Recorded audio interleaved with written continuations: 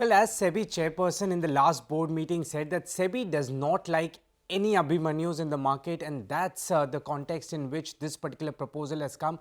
Some very crucial changes to the current voluntary delisting regulation. SEBI has sought stakeholder comments on these proposed changes by September 4th. The main focus for these changes have been four different segments of delisting process. First one on alternatives to the reverse book building process, then counter offer framework, the third one determination of floor price, and finally the last one on the review of reference date for the determination of floor price for the delisting.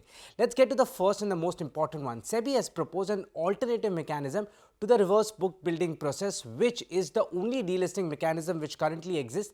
This alternate mechanism would be delisting through a fixed price arrived as per the delisting regulations. What does this do? It reduces volatility, brings certainty on the delisting prices, and also helps the acquirer to arrange funds for the delisting process. The second one is on the reduced threshold for the counter offer for delisting after the first offer fails. Now, if the acquirer cannot acquire 90% of the shares in the company, then the delisting fails. The proposal is to reduce the threshold from 90% for the counter delisting offer.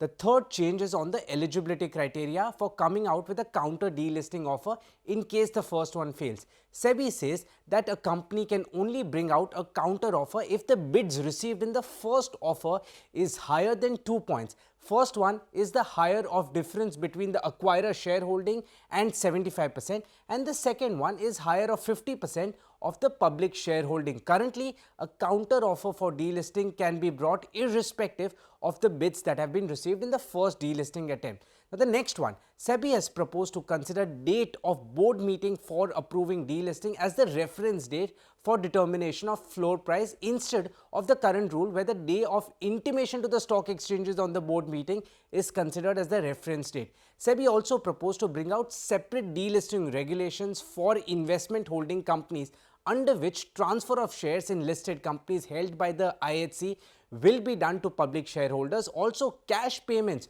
to public shareholders of the IHC will be done against the investments in unlisted companies. This is to ensure that the delisting price for the investment holding company reflects its right intrinsic value.